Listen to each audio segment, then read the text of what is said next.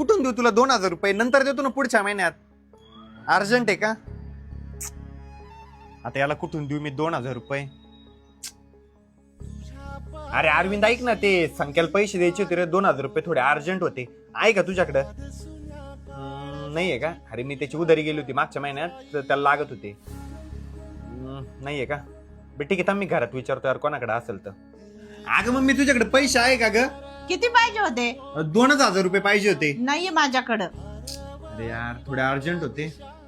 बरं ठीक आहे. हर्षद तुझ्याकडे पैसे आहे का रे? नाही ना दादा, माझ्याकडे कुठून येईल पैसे?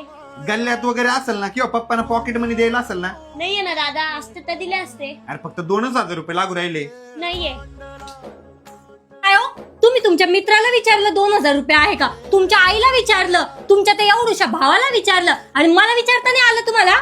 अगं मला वाटलं नसल तुझ्याकडे पैसे. हा, पण एक शब्द विचारू शकत होते ना. अरे विचारायला पाहिजे होतं म्हणा. बरं आहे का तुझ्याकडे 2000 रुपये? नाहीये. पागल.